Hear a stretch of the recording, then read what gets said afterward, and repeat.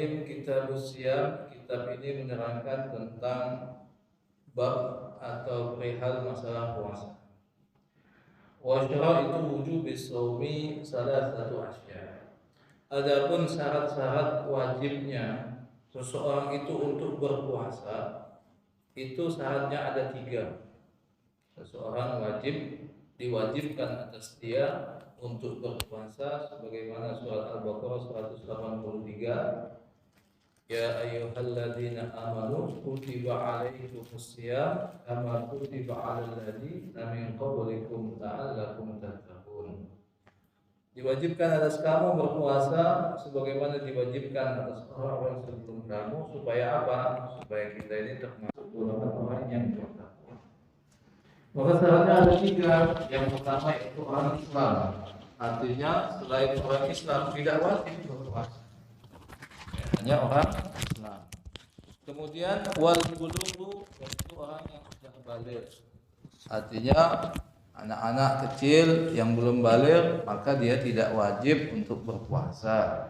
Meskipun kita disunahkan untuk melatih anak kecil untuk berpuasa. Kadang-kadang kalau dia tidak sanggup puasa setengah hari, kadang-kadang puasa makan pas siangnya kaget nyambung lagi puasa. Ini tujuannya untuk melatih, ya. Istilahnya ada lagi puasa-puasi, awak puasa makan nasi, kan. Melatih anak kecil tadi. Tapi terus puasa lagi. Itu anak kecil yang belum baligh tidak wajib. Tapi disunahkan kita melatih untuk dirinya berpuasa. Kemudian syarat yang ketiga yaitu orang yang berakal. Jadi ada 3: Islam, baligh, berakal.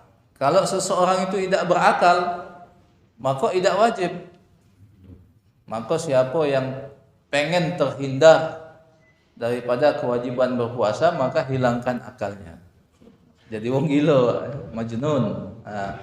Wong gila tidak wajib puasa. Tidak wajib juga sholat. Nanti bagaimana amalnya? Amalnya nanti dihitung ketika dia masih waras. Nanti di hari kiamat dihitung ketika masih waras. Kalau sudah gila tidak wajib puasa, tidak wajib sholat, tidak ada kewajiban agama yang lainnya. As-shaumu fil lughat, adapun makna puasa di dalam bahasa artinya adalah al-imsak anis syai', yaitu menahan dari sesuatu. Al-imsaku anis syai'. Qala Allah Ta'ala, sebagaimana dalam firman Allah, inni nazartu lirrahmani sauman. Aku bernazar untuk Tuhanku untuk sauman. Nah, makna sauman di situ adalah imsakan. Ya, puasa itu sama dengan imsak, artinya menahan. Pengertian secara bahasa Arab, bukan imsak yang kita itu kan. Yang sebelum ya itu juga sama, menahan. Tujuannya adalah menahan. Wa huwa fi syar'i imsaku mahsusin min syahsin mahsusin fi waqti mahsusin bi syara'ita. Kalau secara syarak pengertiannya yaitu menahannya seseorang yang dikhususkan di dalam waktu yang dikhususkan dengan beberapa syarat. Nah, itu pengertian puasa secara syarak. Kemudian dalil wajibnya puasa itu summa wujubus shaumi sabitun bil kitab. Itu ada tetap di dalam kitab Al-Qur'an was sunnah wal ijma'il ummah. Qala Allah Ta'ala, Allah Subhanahu wa taala berfirman, "Faman syahida minkumus syahra falyasum." Nah, itu di antara dalil wajibnya berpuasa. Barang siapa yang menyaksikan di antara kalian bulan, maksudnya awal bulan Ramadan, menyaksikan hilal, falyasumhu, maka hendaklah dia berpuasa. Sebagaimana hadis kemarin dalam Riyadhus Shalihin, fa in rubbiya alaikum, kalau seandainya cuacanya itu buruk, tidak kejingoan, maka sempurnakan bulan Sa'ban itu hitungannya 30 hari. Disempurnakan 30 hari. Tidak jelas inilah masuk belum Ramadan, hilalnya belum kejingoan, maka sempurnakan 30 hari, setelah 30 hari besoknya langsung puasa 1 Ramadan. Karena di dalam hitungan bulan Islam atau Hijriah itu tidak ada 31, terakhir 30. Wa fil hadis sahih, dalil di dalam hadis yang sahih, yaitu dalilnya bunyal Islamu ala khamsin, dibangun Islam itu atas 5 perkara, rukun Islam. Puasa itu yang ketiga setelah sholat, syahadat, sholat, puasa, zakat, haji dan umrah. Umrah apa wajib juga kan? Umrah juga wajib, seumur hidup sekali. Tetapi kalau wong haji dapat langsung umrahnya. Kalau pergi umrah baik, tidak dapat hajinya, masih wajib haji lagi.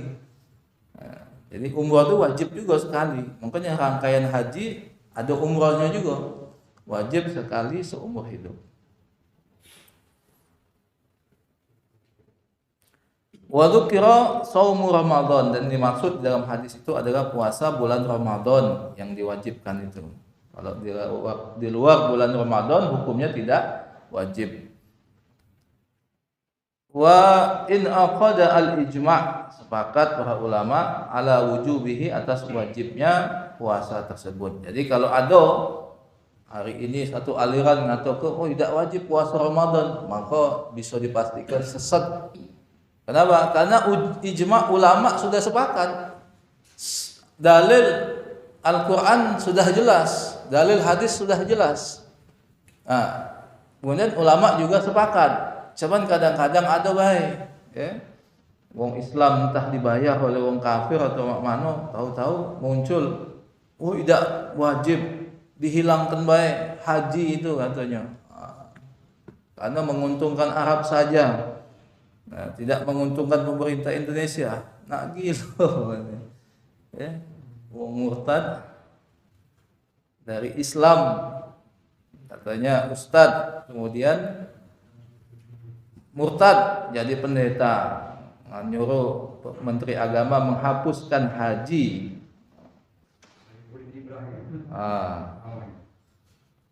Ya kita doa ke dapat hidayah, kalau tidak ya bagusnya dibinasakan baik atau merusak umat.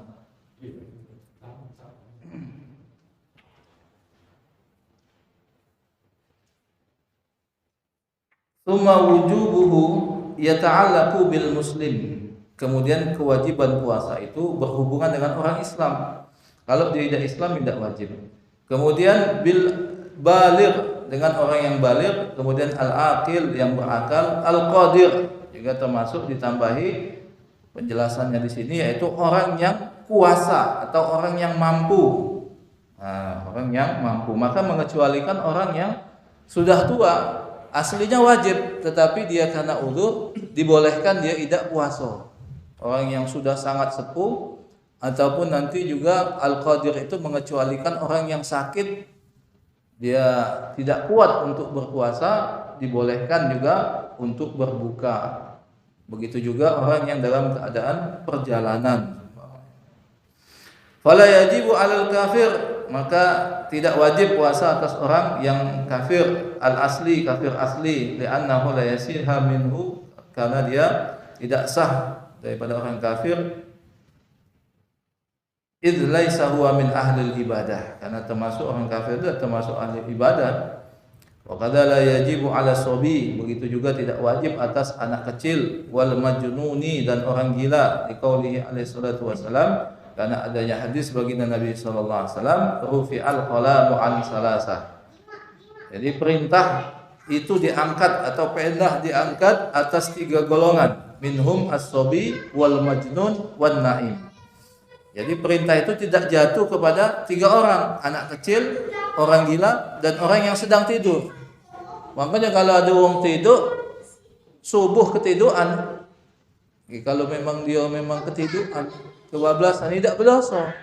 Tapi begitu dia bangun jam 7 atau jam 8, maka dia harus sholat, harus segera mengkodok daripada sholatnya. Ya. Kalau tidak bangun subuh, ya wong tidur tidak jatuh hukum. Nah, tetapi kalau kebiasaan karena tidurnya malam, nah itu mungkin lain lagi hukumnya. Ya. tidurnya umpamanya jam 2 malam, jam 3 malam, ya. Terus-terusan. Tapi aslinya di dalam fikih, wong yang tidur tidak jatuh hukum kepadanya. Wa amma man la yaqdiru 'ala shaum, adapun orang yang tidak kuasa untuk berpuasa aslan secara asli, au law shoma, atau seandainya dia berpuasa, la adarra bihi dararan, akan menyebabkan mudarat ghairu muhtamilin li kibarin, karena dia sudah sepuh, au maradin, atau karena sakit, la yurja birruhu, yang tidak bisa diharapkan kesembuhannya, fala yajibu alaihi shaum, maka tidak wajib atasnya berpuasa. Na'am yalzamuhu an kulli yaumin muddun, maka wajib atasnya setiap satu hari yang dia tidak berpuasa, yaitu membayar fidyah dengan 1 mud.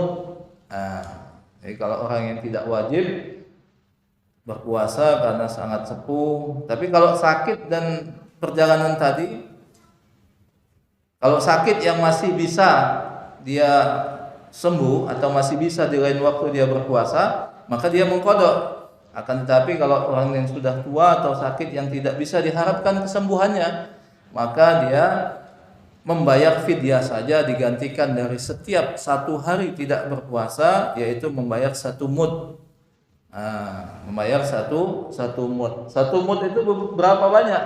1/4 daripada 1 sok. 1 sok 2,5 kilo, ya.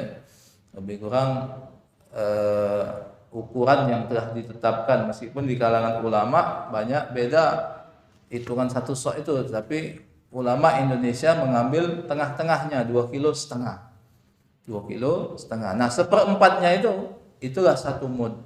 1/4 daripada 1 sok. Tinggal dibagi 4 saja, lebih kurang 0,8 atau 0,7 sekian. Nanti ada penjelasannya di belakang. Mengeluarkan an kulli yaumin muddun minat ta'am, min ta'amin, daripada makanan, fil asah, sesuai pendapat yang lebih sahih, in kana muwassaran, seandainya dia itu ya mampu, orang yang mampu. Walau kana mu'assaran, kalau orang yang susah, ina idzin summa israf hal yalzamuhu. Nah, dibahas ini menurut musannaf atau pengarang kitab ini, kalau dia mampu, kalau dia waktu itu lagi tidak mampu, kaget kemudian mampu, maka ada 2 pendapat, ya, di antaranya ya tetap dibayar. Tapi kalau memang tidak mampu nih, mana lagi? Sebagaimana di sini diceritakan kafaratil jima, sebagaimana kafaratnya jima. Maka dulu itu kan ada seorang sahabat datang kepada baginda Nabi, "Ya Rasulullah, aku ini siang-siang bulan puasa, celaka aku," katanya. "Celaka aku ya Rasulullah." "Ngapo celaka?" "Siang-siang bulan puasa kebablasan ya Rasulullah." "Apa dia?" Ibaratnya bahasa kitanya, Pak, ya. Kebablasan ngapo? Kebablasan dengan bininya. Maka kata Rasulullah, "Ya sudah, bayar kafarah baik." Kaget dikodok dan juga bayar kafarah. Apa kafarahnya? Kafarahnya memberi makan 60 wong miskin. Gimana itu ayatnya? Maka akhirnya dia ngomong, "Ya Rasulullah, aku ini wong paling miskin di kampung aku. Mak mana aku nak ngenjuk 60 makan wong miskin?" "Ya sudah, kalau mak itu puasa 2 bulan berturut-turut." "Ya Rasulullah, sehari bayar aku kebablasan, mak mana nak 2 bulan berturut-turut?" Akhirnya Rasulullah ke dalam ngambil kurma berapa banyak itu, kemudian ninjuk ke sama si sahabat tadi. "Ya sudah, ini ninjuk ke sama wong miskin di kampung kamu, dia kurma berapa banyak." Akhirnya dia ngomong lagi, "Ya aku nih yang paling miskin ya Rasulullah." Akhirnya Rasulullah ketawa, "Ya sudah, ini bagikan untuk anak bini kau, baik. Kurma ini bagikan untuk anak istri engkau." Akhirnya ya Rasulullah ketawa, sudah dia tidak puasa, kemudian malah dapat kurma. Karena memang hidupnya sahurnian, masya Allah. Nak ngejek 60 makan wong miskin tak baca. Nak puasa 2 bulan berturut-turut itu kafarohnya, Pak. Kafaroh itu penggugur dosanya. Kafarohnya itu puasa 2 bulan berturut-turut. Kata dia, jangankan 2 bulan ya Rasulullah, sehari baik kebablasan. Anak 2 bulan. Dinjuk kurma, suruh dinjuk uang yang di kampung yang miskin-miskin, rupanya dia yang paling miskin. Nah, akhirnya disuruh tunjukkan semua anak bini nyobain kurma tadi.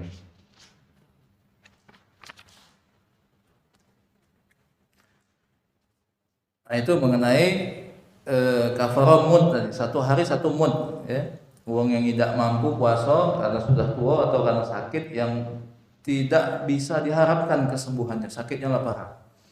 Kemudian wa faraidu shaumi khamsatu asya. Adapun fardunya puasa itu ada 5. Yang pertama yaitu niat. Nah, ini fardu ini seperti rukun. Yang pertama niat.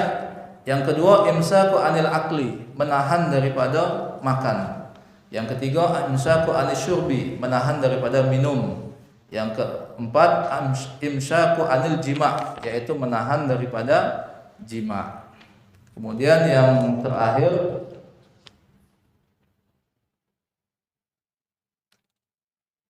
yang keempat, yang kelima mana?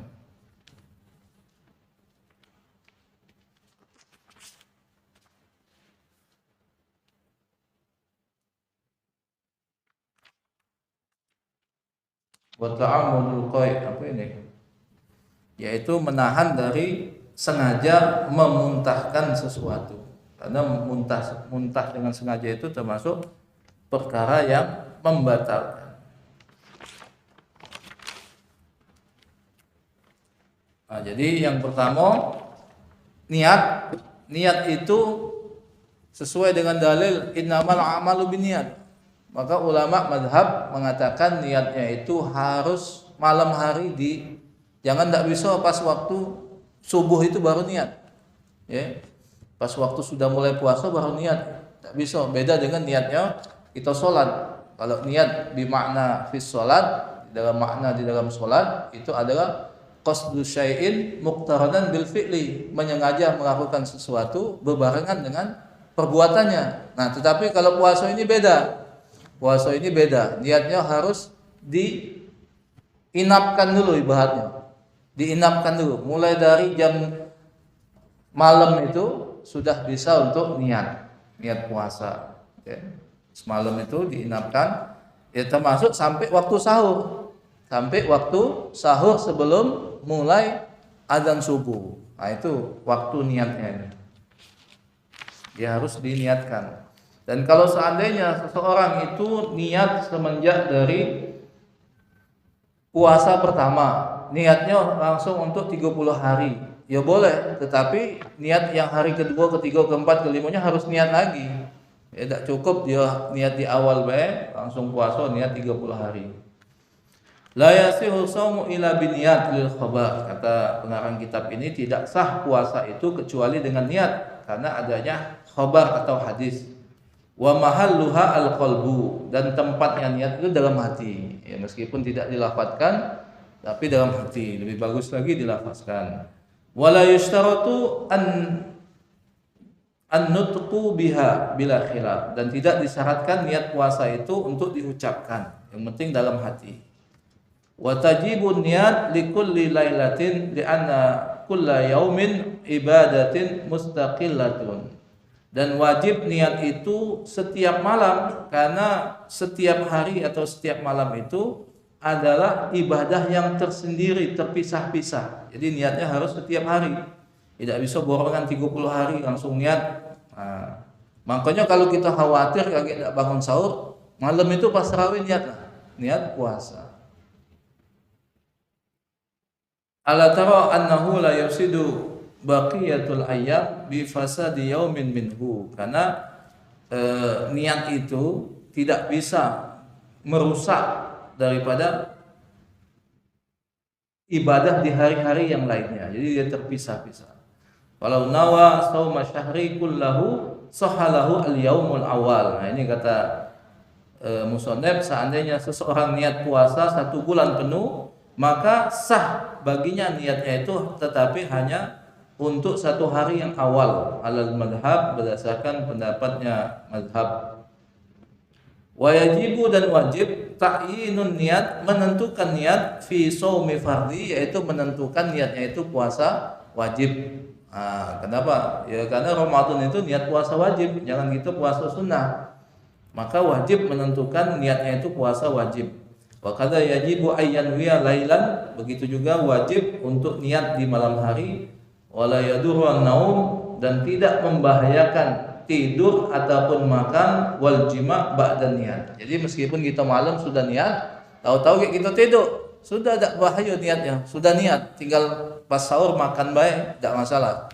Atau malam sudah niat, tahu-tahu jam 2 malam terbangun, rumahnya terbangun, akhirnya apa? Nyambung selang namanya. Kalau istilah satu pik asur itu kan, nyambung selang atau mudik. Maka perbuatan suami istri tadi tidak membahayakan niat, tidak kemudian batal niatnya, tidak. Ya, tinggal sahur itu langsung nyambung. Ya.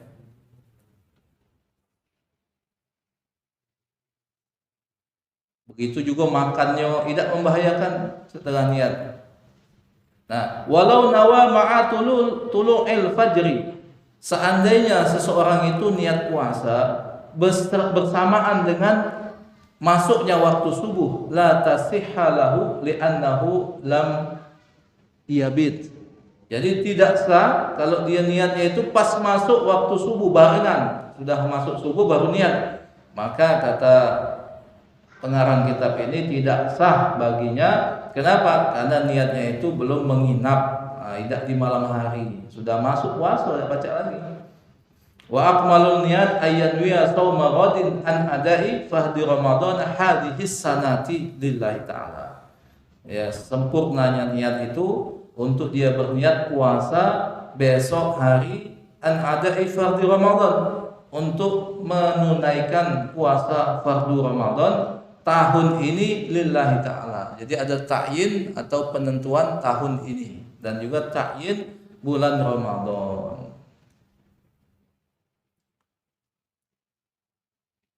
Ada pertanyaan sampai sini, Pak? Ya. Nah, untuk mengenai niat Ustaz, bagaimana kalau mereka yang tadi katanya niat harus menginap tuh. Kalau niatnya itu kita kan biasa sahur itu mendekati azan subuh ya. Iya. Yang lebih aktual ya. Nah, sekarang bangun jam 4. Itu dalam selisih waktu berapa jam itu?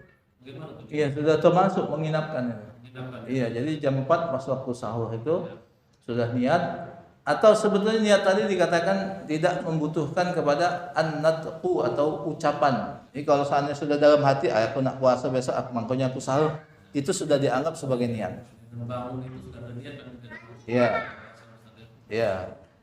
Nah, untuk menjaga supaya kita tidak kebablasan, maka niatnya malam hari. Kaget tahu-tahu bangun sudah subuh, sudah azan subuh, atau bangun jam 5, setengah 6. Nah, kita belum niat malamnya. Nah, itu untuk menjaganya sebaiknya kita sebelum tidur itu sudah niat puasa.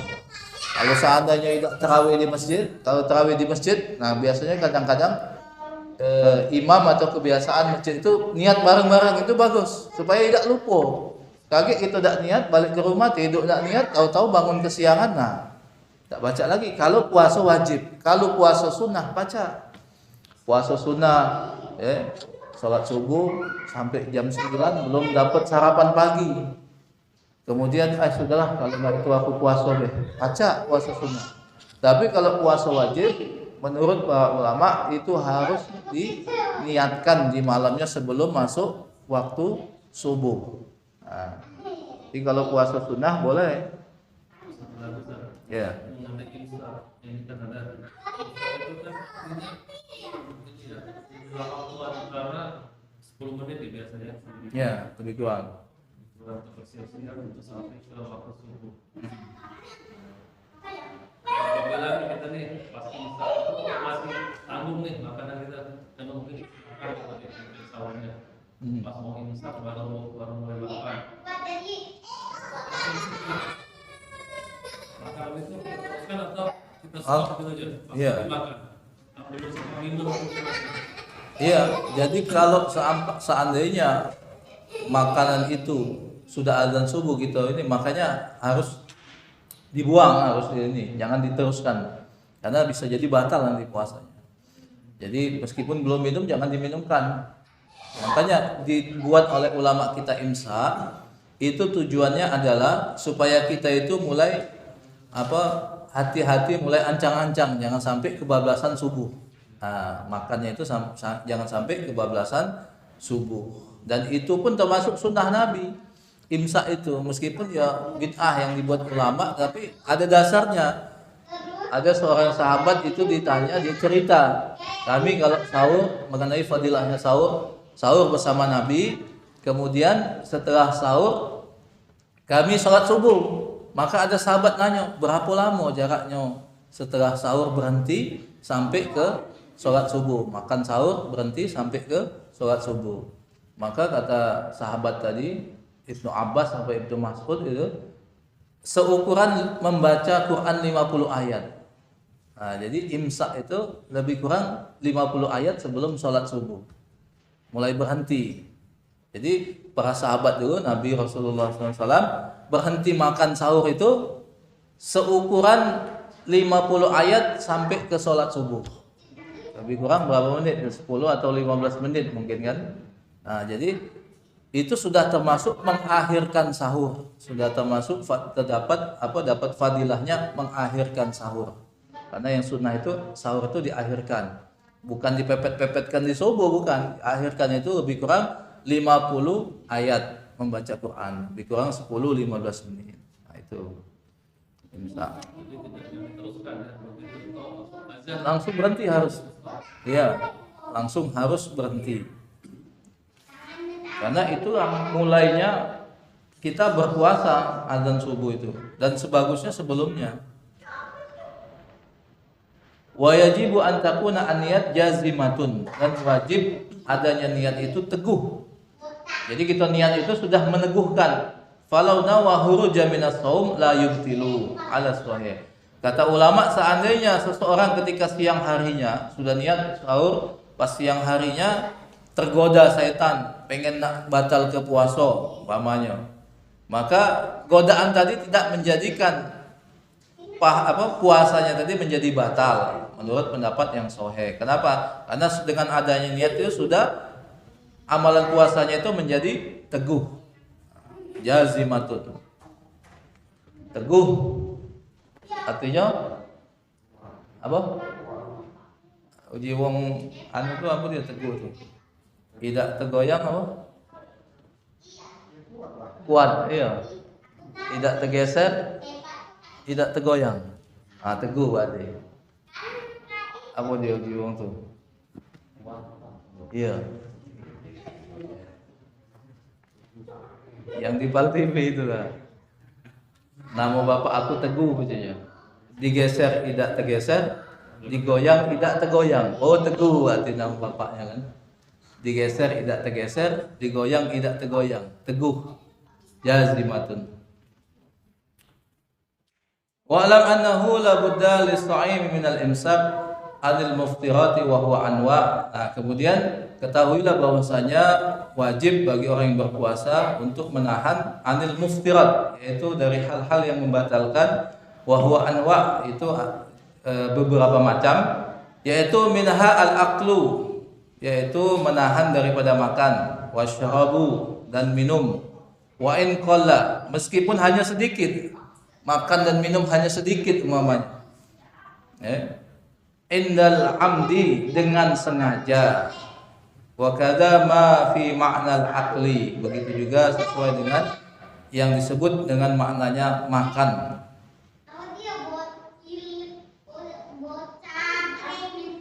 Nah, kemudian juga dibahas itu termasuk juga yang membatalkan puasa itu, yaitu masuknya meskipun bukan makanan, yaitu di dalam rongga bagian atas, hidung, kuping, selain mulut. Kalau mulut sudah jelas kan, tapi hidung, kuping juga bisa membatalkan menurut ulama.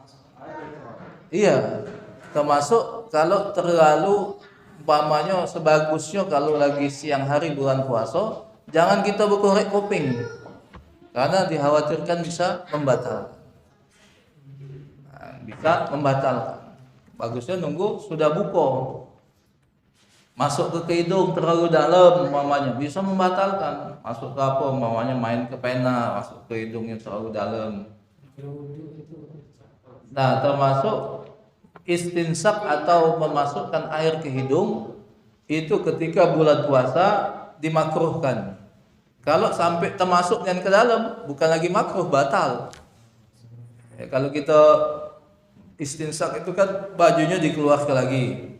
Syiddah namanya, syiddah itu sunnah, yaitu sangat ditekankan dimasukkan supaya sunnahnya istinsak itu memang seperti itu, membersihkan rongga hidung. Tapi ketika tidak puasa, nah ketika puasa syiddah itu makruh. Bahkan sebagian ulama istinsaknya sudah makruh kalau sudah jam 12 siang. Nah, maka tidak disunahkan lagi istinsak, tapi sebagian ulama masih mensunahkan, tetapi dikit baik, istilahnya syarat baik. Nah, kalau sampai siddah makruh, bahkan kalau sampai masuk ke dalam rongga hidung bisa batal puasanya. Nah, itu makruhnya itu supaya untuk mencegah jangan sampai dia batal. Jadi ada istilahnya kalau bahasa Arab itu namanya jauh. Jadi kalau kita belajar kemarin kan mahorijul huruf ada jauh. Nah, jauh ini adalah rongga. Adalah rongga. Yang dimaksud rongga itu dibagi ada bagian atas wajah yaitu hidung, mulut, kuping. Nah, kemudian perut ini termasuk rongga. Perut itu termasuk rongga. Jadi seandainya seseorang menusukkan pisau ke perutnya atau ditusuk, puasanya bisa batal. Tapi kalau ditusuknya di betis, puasanya tidak batal. Kalau perut ini dianggap rongga, menusukkan sesuatu sampai tembus ke perut, itu puasanya bisa batal. Itu menurut ulama. Di sini mana lafadznya? Ya, termasuk juga rongga bagian bawah. Seandainya seseorang berenang pas siang bulan puasa, tahu-tahu terasa ada banyu yang masuk melalui lubang pantatnya, lubang duburnya. Nah, masuk. Nah, maka bisa batal. Makanya berenang di siang hari bulan puasa itu hukumnya makruh karena bisa menyebabkan batal.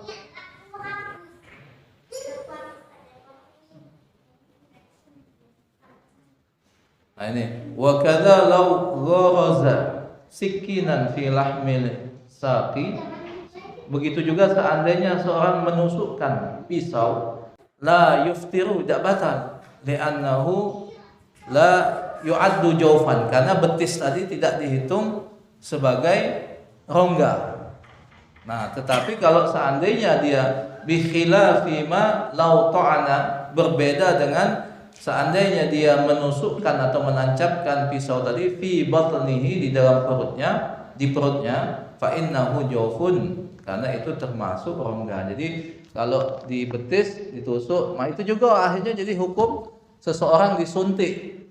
Kalau disuntiknya di sini, dibekam di sini, maka menurut mazhab Syafi'i hukumnya tidak batal. Ya, seandainya aku nak vaksin bulan puasa, nak disuntik di sini, jangan suntik di perut. Mensuntik di perut batal. Suntik di sini hukumnya tidak batal. Nah, karena tidak termasuk rongga. Dan termasuk memang baginda Rasulullah ada hadisnya bahwa beliau bekam di siang hari bulan puasa. Nah, kemudian lanjut puasanya, tidak ada batal. Ada pertanyaan lagi sampai sini? Mengenai fidyah, Iya. yang tidak mampu orang tua, itu mengenai pahalanya bagaimana, Ustaz? Apakah sama dengan yang berpuasa? Atau Iya. Fidyah itu adalah keringanan. Jadi memang dia tidak puasa, tetapi dia tidak berdosa. Dia tidak dapat pahala puasa karena dia tidak puasa. Tetapi tidak berdosa. Nah, adapun mana dia dapat ini apa? Ya pahala fidyahnya itu dia dapat. Tapi puasanya karena memang tidak puasa, tetapi tidak berdosa karena meninggalkan sesuatu yang wajib. Aslinya kan meninggalkan sesuatu yang wajib berdosa. Tetapi dikarenakan ada uzur, maka dia dibolehkan, tapi dia harus membayar fidyah. Ya karena dia tidak puasa, tidak dapat pahalanya puasa. Tapi paling dapat pahala fidyahnya tadi. Gitu. Nah, kalau memaksakan itu Ustaz, karena tadi kan tidak dapat pahala tuh. Nah, semua ini merasa ingin dapat pahala berpuasa pada fisik dia sebenarnya buat kita sudah kasihan gitu. Ya. Nah itu kalau memaksakan dia berpuasa pada kita lihat fisik itu, apakah itu jadi makruh atau gimana? Ya itu bergantung, tidak makruh. Kalau dia merasa bisa, silakan. Orang tua yang sudah tua, ya memang tidak atik gawean lagi juga kan, cuma di rumah baik. Dia merasa kuat, tidak masalah. Tidak masalah, karena sepanjang tidak menyebabkan mudarat, bisa dicoba juga kalau dia pengen nak puasa. Tetapi ini kan yang dibahas adalah masalah fikih. Fikih itu artinya secara fikih orang yang sudah tua, sudah uzur, sudah apa? Ya sering galak kalau seandainya dia puasa itu ada masalah-masalah dengan kesehatan dia, maka itu secara fikih dia dibolehkan tidak puasa. Begitu juga sama. Jadi itu yang namanya uzur itu bukan berarti harus dilaksanakan. Rukhsah, keringanan itu bukan berarti harus dilaksanakan. Seperti orang yang perjalanan sudah mencukupi 80 kilo, dia boleh jamak. Kemudian dia tidak menjamak, boleh saja. Rukhsah itu bukan harus dilaksanakan. Makanya ada yang orang-orang thariqat itu ada lagi namanya azimah, sehingga dia meninggalkan rukhsah menuju kepada azimah. Tetapi itu balik kepada ya keyakinan masing-masing. Balik kepada keyakinan masing-masing. Kalau seandainya dia merasa sudahlah aku ada uzur, tidak usah puasa, ya sudah tidak apa-apa, dalam fikih dibolehkan. Nah, tetapi fikih ini standar, Pak. Fikih itu standar minimal. Kalau di bawah fikih lagi sudah akhirnya berdosa, di bawah fikih lagi dah. Tetapi di atasnya ada lagi, yaitu ya kepahaman tadi, ketakwaannya. Apa istilahnya tuh? Kalau jos istilahnya, imannya lagi jos, lagi semangat. Aku nak puasa, dan itu terjadi di beberapa sahabat.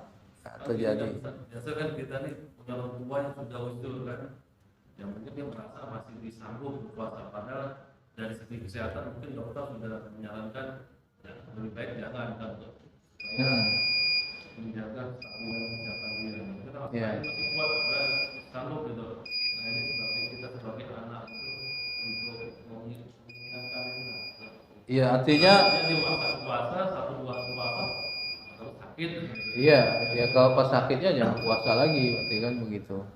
Tidak apa-apa, tidak masalah. Kadang-kadang ya akhirnya bukan malah sakit, malah sehat ada kan. Yang ada sakit mah takut, tahu-tahu pas puasa malah sehat. Itu bergantung keyakinan masing-masing.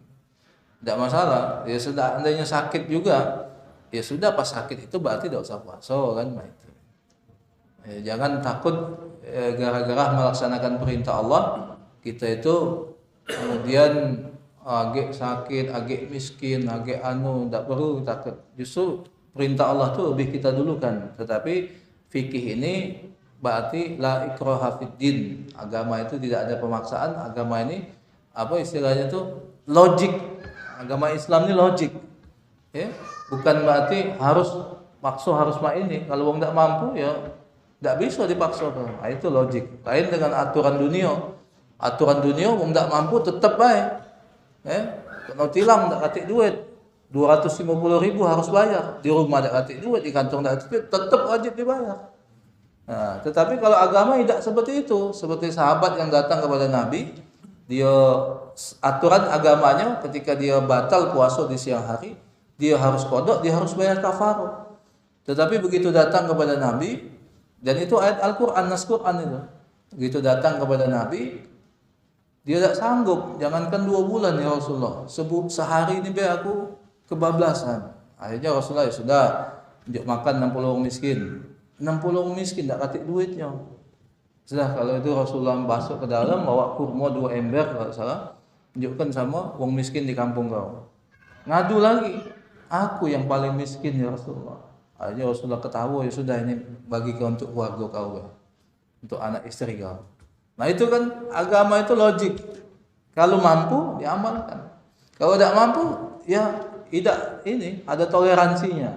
Nah, tetapi juga bukan untuk di apa diminimalkan, apa namanya itu, diringan-ringankan. Agama ini bukan. Bukan mudah, tapi bukan untuk dimudah-mudahkan. Nah, itu. Ini kalau ada yang orang dirinya sendiri, seperti orang tua tadi yang dia merasa aku pacak, ya sudah tidak apa-apa, tunjuk baik kesempatan. Seandainya kayak lasar sakit, ya sudah batal baik. Lasar lapar seumpamanya, tidak sanggup lagi, batal, ya sudah batal. Anak kecil saja kan dilatih seperti itu. Kadang-kadang kita itu tidak ada perasaan macam-macam. Sedikit di ini ke setan. Seperti anak kita di pondok ke mikir makan apa, anak aku kok kurus. Anak aku di pondok kurus, mama tidak biasanya di rumah, tidak apa-apa, Pak. Biarlah tuh. Yang penting kita berusaha. Kalau sakit bawa balik baru. Tapi memang kadang-kadang kita dibisiki perasaan-perasaan, dihantui perasaan yang akhirnya kalau ngamal ke agama itu pecahnya tidak bagus, nah itu untuk dunianya, untuk kesehatannya, untuk aponya. Nah itu godaan-godaan setan. Seumpamanya nak haji, wong tua lah tua nian haji. Mati di Mekah lebih bagus. Lah tua nian nak pergi haji, ya meskipun dalam agama juga ya dibolehkan kalau dia secara kesehatannya tidak mampu. Nah, itu artinya bukan fikih ini paling minimal, standar minimal. Melakukan yang di atasnya boleh, itu standar ketakwaan namanya. Nah, sahabat itu sering melakukan seperti satu terakhir Abdullah bin Jamuh, dia pincang, kemudian datang ke Rasulullah, ngadep ke Rasulullah, ada panggilan jihad, dia ngadep, oh tidak apa-apa di Rasulullah, kau ada uzur, tidak ada melok perang, tidak apa-apa, balik dia ke rumahnya. Secara fikih boleh, tapi kalau kamu tidak kati uzur, Pak, ketika kita diserang, seluruh umat Islam itu wajib membela. Kalau diserang. Nah, tetapi Abdullah bin yang ada uzur, wong tua, terus yang cacat, Abdullah bin Jamuh ini kakinya pincang, boleh dia balik. Akhirnya dia balik ke rumahnya. Pas balik ke rumahnya, diomeli sama bininya. Paling-paling tidak berani dia. Nak melok jihad berani, diomel-omeli. Akhirnya imannya naik, berasa tertarget, terpancing oleh omongan istrinya. Di depan rumah dia berdoa, Allahumma la taruddani ila ahli. Ya Allah, jangan balik ke lagi aku dengan keluarga aku. Tersinggung dia. Tapi tersinggungnya positif. Dia omongi bininya cemen lah, apa segala macam, tidak berani perang. Padahal secara fikih boleh, tidak ada melok perang. Akhirnya dia berdoa, jangan balik lagi aku dengan keluarga aku. Dia melok jihad, dibolehkan Rasulullah ngadep lagi. Ketika imannya naik dibolehkan, akhirnya dia mati syahid. Doanya dikabulkan Allah. Itu artinya di atasnya fikih itu ada ketakwaan, ya boleh. Fikih ini standar minimal. Wallahu a'lam. Subhanallah bihamdi, subhanakallahumma bihamdika, asyhadu an la ilaha illa anta, astaghfiruka wa atubu ilaik. Billahi taufiq wal hidayah. Assalamualaikum warahmatullahi wabarakatuh. Assalamualaikum warahmatullahi wabarakatuh. Bapak,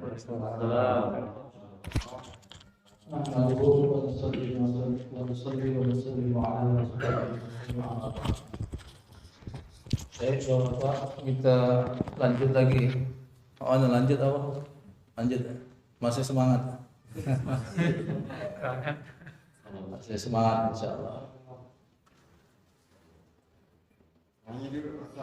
Ya, nanya. Fidyah sama kafarah itu sama banyak, dia harus ganti nih, Pak. Iya. Apa bedanya dengan kafarah? Bedanya fidyah dengan kafarah. Pada dasarnya mirip-mirip sama. Tapi fidyah sebabnya itu yang beda. Sebabnya itu yang beda. Ada sikap lagi kalau kita haji itu dam, itu sama juga. Dam, fidyah, kafarah, tapi sebab yang menjadikan membayar fidyah itu yang beda. Fidyah itu sama denda. Kafarah itu ya mirip denda juga, penghapus. Kafarah itu penghapus kesalahan. Kalau fidyah itu denda. Nah, maka yang menyebabkan menjadi apakah dia itu kafarah atau fidyah itu yang beda. Jadi kalau kafarah tadi disebabkan seseorang yang dia batal di siang hari bulan puasa disebabkan karena dia mudik tadi. Nah, paham ya? Mudik dengan bininya, tapi tidak kemana-mana, dalam kamar tu lah. Nah, disebabkan dia bersetubuh dengan istrinya. Nah, itu yang namanya dia harus bayar kafarah. Penyebabnya itu. Tapi kalau fidyah, seseorang yang udzur, tidak mampu dia puasa, atau orang yang sakit yang susah untuk dia sembuh, maka dia tidak puasa dan dia bayar fidyah. Ataupun orang yang hamil, khawatir dengan dirinya, ataupun yang menyusui juga sama, khawatir dengan kondisi dirinya dan juga kondisi bayinya, maka dia qada dan bayar fidyah. Agak dijelaskan di belakang itu ada. Ayat Qur'annya pun ada. Mana itu?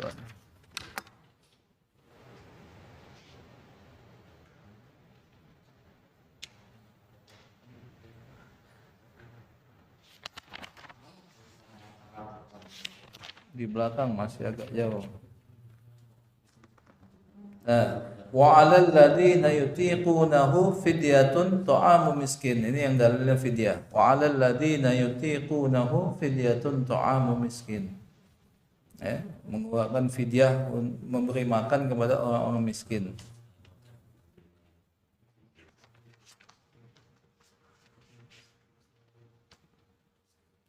Kalau kafarah juga ada dalil ayatnya. Dan itu semua dalilnya nas Quran, di samping ada hadis nabinya. Jadi sangat sahih, mutawatir, bukan lagi hadis tapi nas Quran dan ada hadisnya juga. Agak kita baca di belakang ada ketemu. Ada lagi yang nak nanya?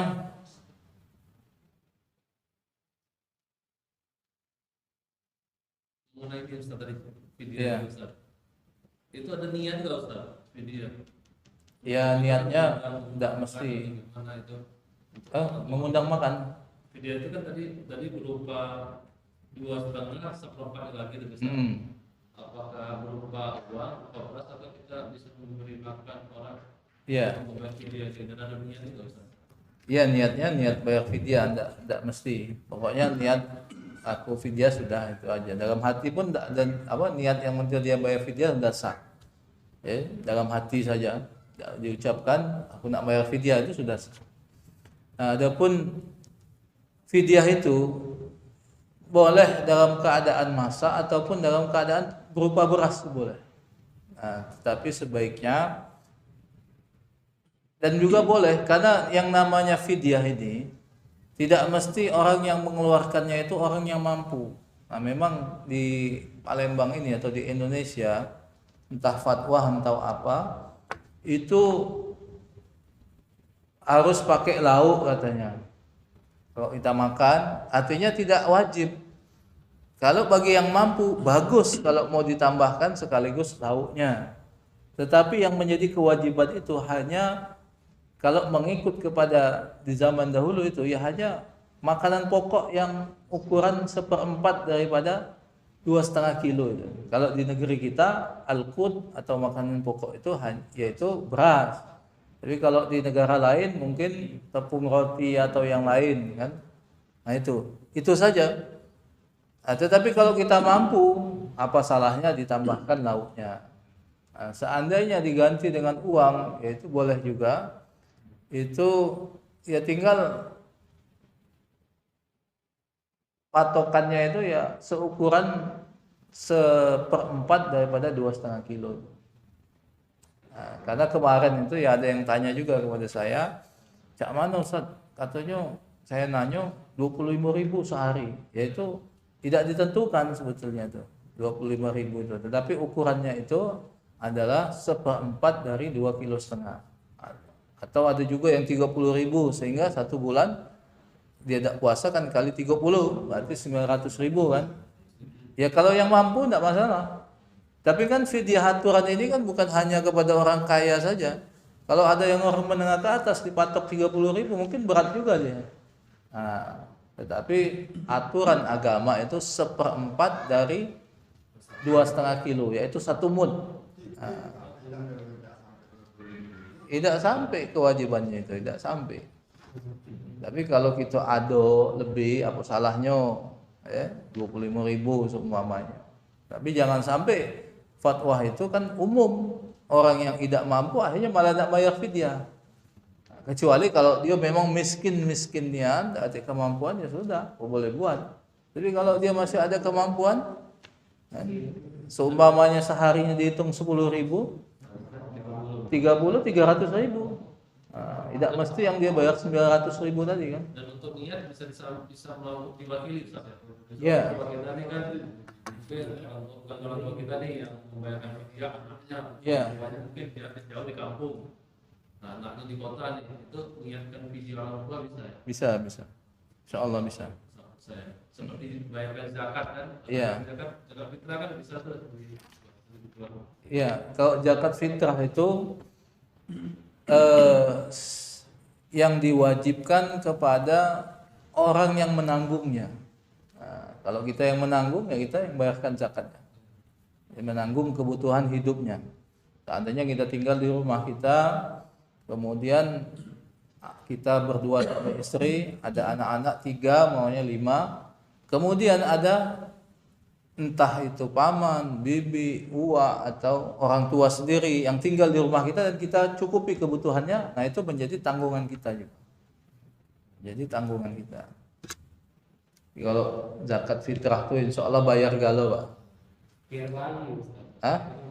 Biarpun bayi dia keluar zakat fitrah juga tanggungan bapaknya. Ini salah satu pengalaman kami kemarin di Lebaran kemarin kan ada bayar fidyah. Penerima fidyah ini siapa sebenarnya? Fakir miskin. Dia Yang diutamakan fakir miskin. dia kemarin dalam bentuk uang, jadi kami yang bagi aja. Iya, enggak apa-apa. Dalam bentuk uang juga enggak apa-apa. Dalam bentuk uang juga enggak apa-apa. Zakat itu aslinya kalau mazhab Syafi'i itu berupa makanan pokok. Nah, tetapi ada mazhab yang membolehkan yaitu mazhab Hanafi berupa uang. Nah, tetapi hitungan mazhab Hanafi satu soknya itu umumnya itu lebih dari 2,5 kilo. Jadi kalau orang mau bayar uang jangan hitungan 2,5 kilo. Itu lebih kurang 27 sampai sekian 2,8. Atau kalau enggak ya lebihkan 3 kilo. Nah 3 kilo beras itu berapa itu yang dibayar? Karena yang membolehkan zakat itu berupa uang itu mazhab Hanafi. Kalau mazhab Syafi'i berupa makanan pokok negeri setempat. Nah, jadi kalau seumpamanya kita mau pakai uang itu ya ikut soknya mazhab Hanafi. Kemarin kan dibagi berapa ya? 45 satu orang yang dibagi. Yes, penerimanya fakir miskin terutama. Bukan yang 45 saya nggak tahu kemarin siapa dapat itu.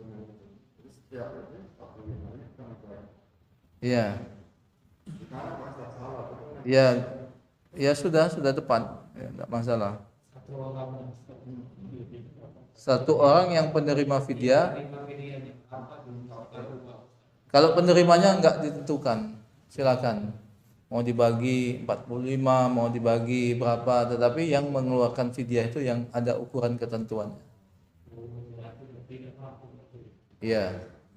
Zakat juga sama sepanjang tidak ada kecemburuan, Pak.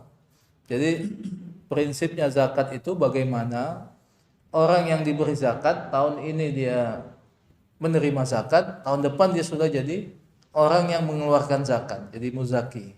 Nah, tahun ini dia menerima zakat, tapi dengan sebab zakat itu kemudian dia buat usaha, maju usahanya, tahun depan nggak lagi menerima zakat, nggak termasuk asnafus samaniyah lagi, tapi sudah orang yang mengeluarkan zakat. Nah, pada prinsipnya zakat itu boleh diberikan satu orang umpamanya jumlahnya, terutama zakat mal ini kita nih. Kalau zakat fitrah itu 2,5 kilo satu orang nggak seberapa, bahkan nggak perlu amil sebetulnya. Zaman Nabi itu nggak pakai amil, langsung saja Pak Ansori mamanya, saya 5 keluarga, 5 dikali 2,5 kilo, sudah diberikan ke kerabatnya yang kurang mampu semuanya. Nah, tapi kebiasaan di negara kita kan pakai amil yang seperti itu, yang di musola atau di masjid. Nah sebenarnya justru yang harusnya pakai amil itu yang zakat mal itu, Pak. Dan memang yang dikatakan amil itu yang memang bekerja sepanjang tahun untuk menarik zakat. Menarik zakat itu maksudnya zakat mal, bukan hanya setahun sekali, bekerja itu sepanjang tahun dan memang digaji. Ya, digaji sama pemerintah. Dan dia menarik zakat, mengetahui ilmu hitung-hitungan tentang zakat, mengetahui siapa saja yang wajib zakat, siapa yang berapa nisabnya, hitung-hitungan mengenai zakat. Ya, maka zaman Nabi itu petugas amil zakat, si anu datangi zakat malnya itu. Nah, kalau zakat fitrah itu ya tidak seberapa sebetulnya dibandingkan zakat mal. Coba kalau seandainya ada orang yang punya uang 1 miliar sudah 1 tahun, artinya sudah haul, kemudian dia wajib untuk zakat karena sudah 1 tahun dimilikinya di luar daripada kebutuhan dia, maka dia 2,5% mengeluarkan. Berapa 2,5% dari 1 miliar? 25 juta. Kalau 10% 100 juta. 2,5% 25 juta. 25 juta, Pak. Di Palembang ini berapa banyak orang yang punya 1 miliar? Banyak. Yang punya tabungan lebih 1 miliar. Tabungan Haji Alim itu berapa banyak? Tidak tahu kita. Dasarnya zakat mal itu harus yang punya apa yang mengatur. Kita nggak bisa hitung semua. Tidak, kalau zaman Nabi dulu pemerintah yang mendatangi orang kaya, karena zakat itu wajib bagi umat Islam. Hukum zakat itu wajib. Jadi pemerintah berhak menghitung datang, ya, pemerintah ya kalau zaman dulu itu khalifah lah. Zaman Abu Bakar, zaman Umar datang kepada orang-orang kaya untuk menghitung harta yang dia harus dizakati. Karena tidak seluruh harta dizakati. Jadi hukum zakat itu sudah sangat adil. Nah, ini jadi bahas zakat kita. Hukum zakat itu sudah sangat adil. Kenapa? Karena yang wajib untuk zakat itu seandainya orang punya penghasilan 1 bulan 100 juta. Tapi 100 juta tadi banyak kebutuhan dia, habis, ternyata lebihnya hanya 5 juta umpamanya. Dia mungkin nyumbang sana, nyumbang sini, anaknya mungkin banyak, istrinya 4, sehingga anaknya 10 satu istri, 40 kan. Maka 100 juta ini bisa jadi habis. Kan? Nah, kalau seandainya habis, dia hanya lebih 5 juta atau 3 juta lah. Kalau dikali 12, 36 juta. Kalau diinikan nisabnya emas, mungkin belum wajib zakat ya. Tidak wajib zakat. Beda dengan pajak. Pajak belumlah kita mengeluarkan kebutuhan langsung 2%, 10% malah. Jadi dipotong kebutuhan kita dulu. Iya, zakat itu memang harta lebih, yaitu uang kita lebih sudah kita simpan selama 1 tahun. Nah, maka di situ ada haknya orang miskin. Jadi zakat itu sudah sangat mudah, sudah sangat pas hukum ketentuan Allah itu. Artinya misalnya dia punya tabungan 1 miliar 1 tahun dipotong 2,5%, ternyata uang 1 miliar itu tidak diambil, tahun berikutnya sudah gugur zakatnya. Nah, tetap setiap tahun yang namanya zakat. Zakat itu setiap haul. Artinya uang yang tadi tetap 1 miliar itu tahun depan wajib lagi bayar zakat. Wajib lagi bayar zakat. Tahun pertama sudah lewat, sudah lewat juga. Setiap tahun. Dia zakat itu harta per tahun. Ada lebih, ya wajar lah dizakati. Jadi kemarin Pak Aryadi nanya zakatnya apa? Burung apa setiap bulan itu, zakat penghasilan profesi itu kan. Itu sebetulnya nggak ada. Yang namanya zakat tiap bulan itu tidak ada. Kenapa? Karena dia ada haul. Hukum zakat itu ada haul. Ya infak itu. Infak tidak wajib. Nah, tapi kalau sudah setahun ada tabungan itu harus dihitung lagi. Ya, umpamanya nisab zakat itu kalau emas itu Kalau uang kan sama dikiaskan dengan emas. Emas itu nisabnya Allahumma shalli ala sayyidina Muhammad. 8 apa? Iya, 20 miskol.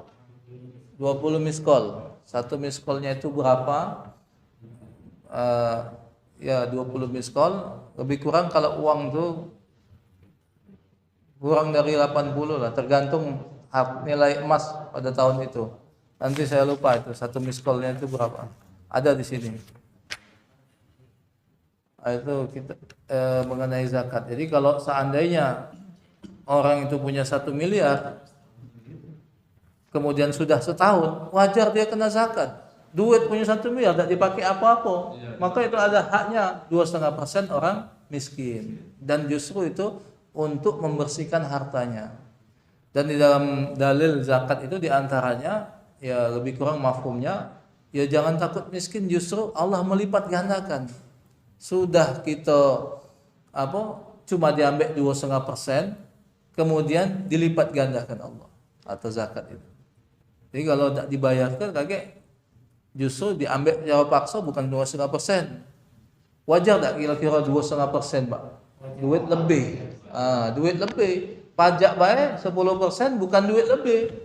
Belum tahu kita kegunaan untuk apa-apa tapi sudah diambil duluan 10%. Besar kalau pajak. Hah? Kalau gajinya di atas 50 juta 35%. Iya, makanya. Masa itu dalam bentuk duit atau kalau harta tanah? Ya yang nanti babnya panjang nih kalau bisa zakat. Jadi tanah itu tidak wajib dizakati. Jadi orang punya aset tanah, punya aset rumah, sepanjang tidak digunakan untuk komersil, maka tidak wajib zakat. Makanya tadi saya katakan penghasilan orang 1 miliar sebulan, tapi istrinya 4. Satu istri punya anak 10 mamanya, 40. Kan kebutuhan dia banyak. Maka 1 miliar itu setiap bulan belum tentu dia wajib zakat. Lihat kebutuhan dia, lihat tabungannya nanti, duit lebihnya dia nanti. Iya, selama setahun nanti. Jadi kalau ya 1 miliar, nabungnya itu sebulan 500 juta, ya wajar pasti kena zakat nanti karena lebih dari nisab. Ada yang namanya nisab, batasan seseorang itu kena zakat. Kemudian ada haul. Tahu-tahu pas mendekati setahun, baru 8 bulan. Kemudian uang tabungannya dipakainya untuk beli apa sehingga habis, tidak kena zakat. Tidak kena zakat. Tetapi duit yang memang tersimpan sudah setahun melebihi nisab, maka wajib dikeluarkan 2,5%. Itu kalau zakat harta, zakat mal. Tapi kan nanti zakat itu ada macam-macam. Ada zakat pertanian. Nah, kalau zakat pertanian dikeluarkan yaumah hasadi, begitu dia panen langsung dikeluarkan. Kalau pertanian, nanti pembahasannya panjang. Kalau yang setahun itu zakat harta, zakat perdagangan juga. Kalau zakat pertanian langsung itu. Kalau dia pengairannya dari alam, tidak pakai biaya, maka 10% langsung dikeluarkan. Jadi Pak jawabannya dia Tidak, ini hanya yang kena itu yang sesuai ketentuan. Yang sesuai ketentuan seperti kalau hewan kambing jumlahnya 40, terus kemudian sapi. Nah, kalau ada uang kolam ternak lele, punya kolam banyak 100 kolam, kena zakat tak? Lelenya tidak kena zakat. Tetapi kakek yang perdagangan dia, yang simpenan duit dia yang kena zakat. Nah, makanya tadi Pak Aryadi kan punya apa? Wallet. Wallet itu tidak kena zakat. Wallet tidak kena zakat. Begitu juga pertanian tadi, hanya pertanian tertentu. Kalau uang punya kebun jeruk, kebun semangko, meskipun dia banyak, kebun jeruk, kebun semangko ini tidak kena zakat. Beda dengan dia punya kebun makanan pokok, kebun berak, kebun padi, kebun gendum, sawah gendum kan, umpamanya kan, apa? Kopi tidak kena zakat dari hal hasilnya itu. Makanya kayak ada babnya sebenarnya. Dari hal hasilnya itu tidak, tapi dari perdagangannya beda lagi. Makanya uang yang punya ayam, kandang ayam sampai ribuan ayamnya tidak kena zakat. Punya kolam lele tidak kena zakat. Tetapi uang yang punya ternak kambingnya 41, maka dia wajib mengeluarkan zakatnya setelah kambing tadi dimilikinya selama setahun, kemudian nisabnya itu 40, maka dikeluarkan sikok kambing. Itu zakat. Maka zakat itu hanya yang sesuai ditentukan dan ada hikmahnya. Apa mak itu ada hikmahnya. Kayak kita bahas itu di selanjutnya ada bab zakat. Iya, panjang, banyak pembahasannya. Banyak. Pemerintah merubah-rubah terus berapa kali.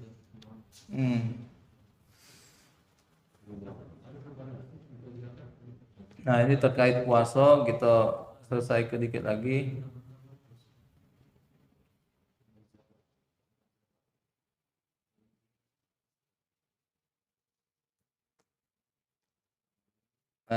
Wa hadha huwa sahih hatta annahu law qatara fi udhunihi syai'an aw adkhala mailan aw apa ini? Kusbatan nama. Fiha aftar. Jadi kalau seandainya seseorang itu meneteskan di telinganya sesuatu, obat tetes telinga atau apa air, atau memasukkan sesuatu yang benda cair atau benda padat, atau di sini contohkan rumput, atau ya sejenis apa masukkan dalam telinga. Kalau dia masukkan terlalu dalam, ya seperti korek kuping juga, aftara, maka dia batal, dia dianggap berbuka. Jadi harus hati-hati memang, ya, untuk memasukkan. Seandainya dia ingat dia puasa, lain lagi kalau dia lupa, dia ingat puasa tapi masukkan itu. Karena tadi yang dibahas adalah masalah rongga. Nah, tetapi bihilafi al-iktihal, berbeda dengan celak mata. Kenapa? Karena celak mata ini bukan rongga. Jadi kalau masukkan celak di mata tidak apa-apa menurut musannaf ini. Karena bukan termasuk jauh atau rongga. Nah, kemudian wa ibtala'a rik, bagaimana menelan ludah, maka la yuftiru, hukumnya tidak batal. Menelan ludah itu tidak batal.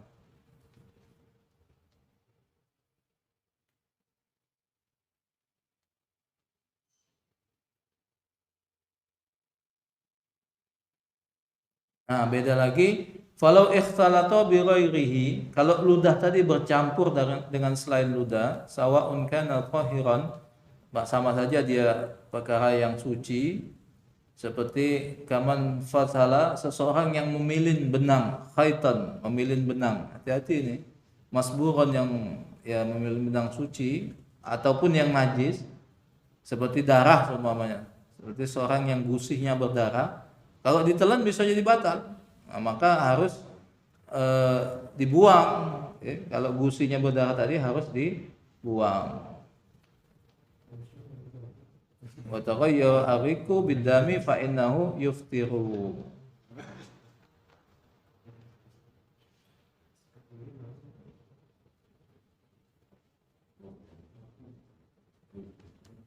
Wallahu alam. Ya, jadi memang harus hati-hati intinya itu. Ya, sesuatu yang masukkan ke rongga itu memang harus hati-hati. Ya. Harus hati-hati. Jadi kalau kita ragu-ragu terus kebaya puasanya. Karena fikih ini banyak pendapat. Fikih ini banyak pendapat. Apalagi kalau lupa tidak jatuh hukum. Seandainya kemarin kan ada hadisnya seseorang yang lupa makan, lupa minum. Di sini Nabi mengatakan man nasiya wa huwa shaimun fa akala aw syariba falyutimma shaumahu fa inna at'amahu Allah wa saqahu. Barang siapa yang lupa dia dalam keadaan berpuasa kemudian makan dan minum, maka hendaklah dia menyempurnakan puasanya. Karena sesungguhnya Allah yang telah memberinya makan dan telah memberinya minum. Tetapi pendapat ulama ada lagi, falau katsura dzalika fawajhani. Kalau lupa makan, lupa minum tadi kalau banyak, ada dua pendapat. Ada ulama yang mengatakan dia batal. Iya, contohnya Imam Rafi'i. Kenapa? Yuftiru li'anna nisyan ma'a kasrati nadirin. Kata Imam Rafi'i, dia batal. Kenapa? Karena sesungguhnya lupa tapi banyak makan itu jarang terjadi. Sampai lupa, sampai kenyang, sampai banyak. Kenapa? Dikiaskannya walihada qulna tubtilu sholatu bi kalamin kasir. Sebagaimana banyak ulama berpendapat bahwa batal sholat sebab ngomong yang terlalu banyak. Kalau kita ngomong dalam sholat batal. Meskipun wa in kana nasian, tetapi kalau kita lupa dalam sholat teromong tapi sedikit, maka itu tidak batal. Sedikit kita lagi sholat terkejut ada apa suara umpamanya kan, la ilaha illallah kan, bukan bacaan sholat itu kan, atau apa selain lafaz zikir, ya ampun mau gitu kan, maka kalau itu tidak batal kalau sedikit. Tetapi kalau ngomongnya banyak, nah, meskipun lupa, itu tadi kan lupa, terkejut kan, refleks. Tapi kalau meskipun lupa, kata Imam Rafi'i, lagi sholat, nah kau ngapo itu, nah kau terus ngomong banyak tadi. Nah kalau ngomong banyak ini meskipun lupa, batal kata Imam Rafi'i dan sebagian besar ulama. Nah dikiaskan seperti itu juga, kalau uang yang lupa makan ketika puasa, kalau banyak batal. Tetapi kalau dikit, tidak. Akan tetapi itu pendapatnya Imam Rafi'i. Kalau tapi iya itu pendapatnya Imam Rafi'i, termasuk mazhab Syafi'i. Tetapi menurut Imam Nawawi wal asahu yang lebih sahih indan Nawawi, menurut Imam Nawawi annahu la yuftiru, kata Imam Nawawi tidak batal meskipun banyak. Kenapa? Li umumil akhbari, karena memang sudah umumnya hadis mengatakan tidak batal sepanjang dia qaidnya, sepanjang dia masih lupa. Sepanjang dia masih lupa. Ya itu dia dewek balik hukumnya. Kalau dia ngaku lupa, dia tuh lah yang ini berdosa sama Allah kan. Tapi kalau dia aku tidak lupa, makan bakso 3 mangkok. Kan banyak itu. Tambah mie pula. Mie goreng pakai telur. Lupa baru ingat. Nah, puasa ini. Umpamanya wong yang biasa makan, wong yang badannya gemuk, biasa makan banyak. Hari awal-awal puasa bisa jadi. Awal-awal puasa perasaan dia belum puasa kan, atau tidak puasa, udah ingat kan. Pas sudah kenyang kan. Nah, pernah juga. Ya sepanjang lupa, kalau melok hadis Nabi kata Imam Nawawi tadi li umumil khabar, yaitu sepanjang dia lupa, sebanyak atau dikit, tak kata disebut ke Nabi, pokoknya kalau dia lupa dia teruskan puasanya. Memang itu hadiah.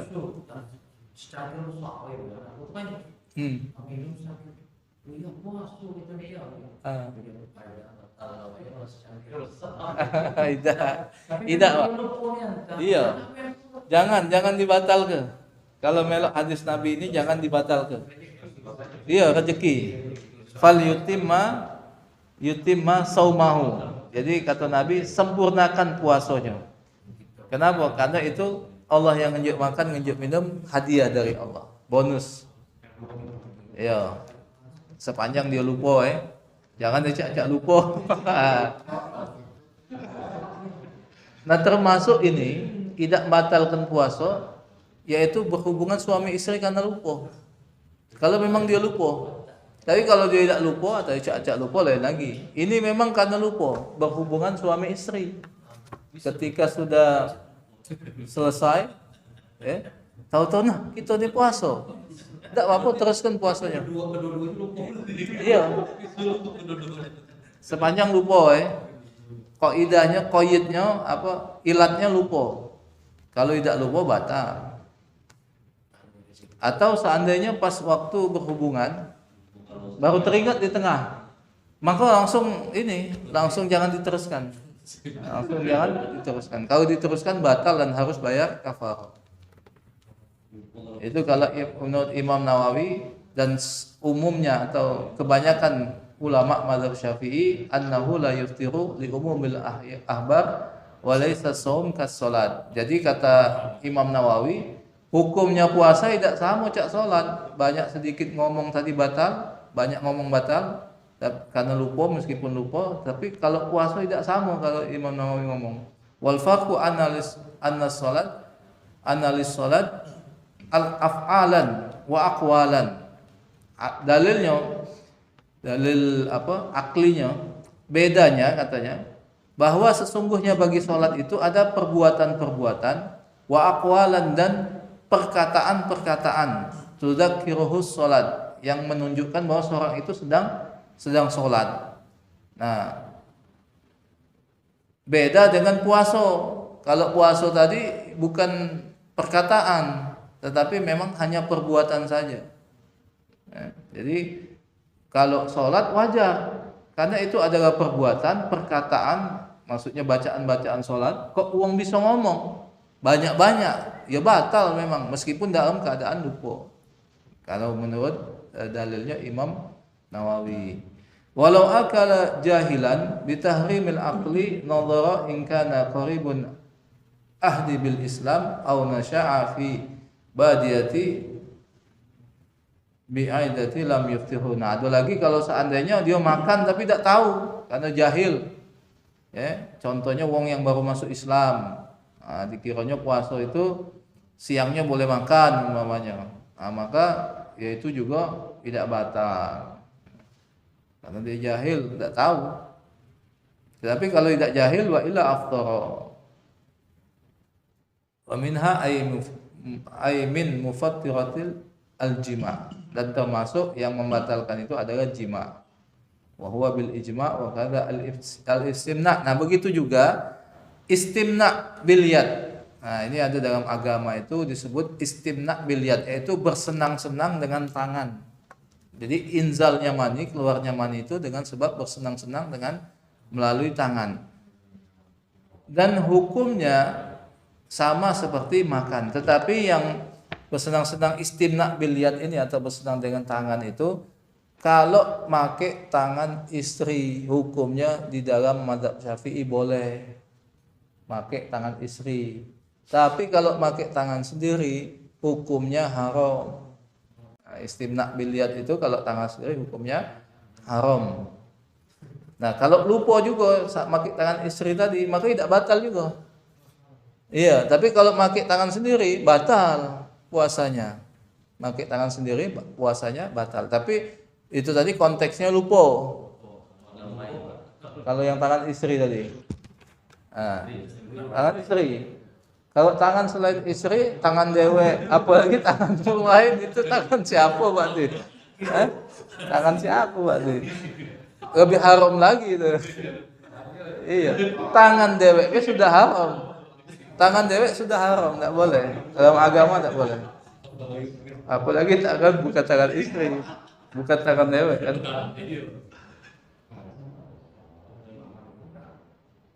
Ada pertanyaan lagi tak? Ya. Bagi untuk puasa tadi atau ya puasa tidak sengaja batal dan dia batal atau tadi yang musafir itu wajib membayar di luar Ramadan. Nah, misal lewat nih tahun ini dia lupa untuk membayarnya, dibuat untuk mengkodonya, tahun berikutnya tetap wajib ya. Tetap wajib, dan kalau sudah sampai tahun berikutnya sebagian ulama menfatwakan dia harus bayar kafarah. Iya. Iya. Ketemu bulan puasa berikutnya lagi. Iya. Jadi seandainya dia lewat karena safar puasa atau sakit lewat 5 hari, yang 25 hari dia puasa kan karena selesai safar atau selesai sakit. Nah, yang 5 hari itu kan wajib dia qada di luar bulan Ramadan. Ternyata di tahun itu sampai tahun berikutnya, puasa tahun berikutnya belum terkodok yang 5 hari itu.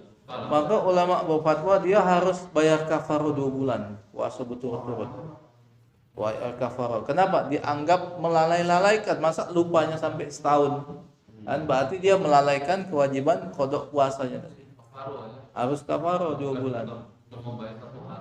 Iya, bukan hanya 1 hari atau 5 hari yang dia tidak puasa, tapi harus bayar kafarah karena dia melalaikan daripada kodok puasanya itu. 2 bulan berturut-turut.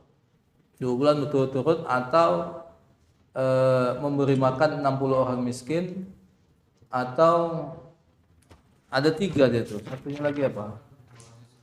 Iya. Memberi makan, bukan diundang.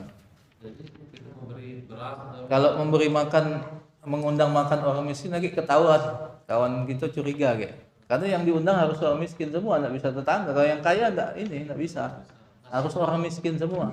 Kalau kita sekarang karena nih pesantren ada anak yatim. Ya nanti ada yang kaya juga gimana?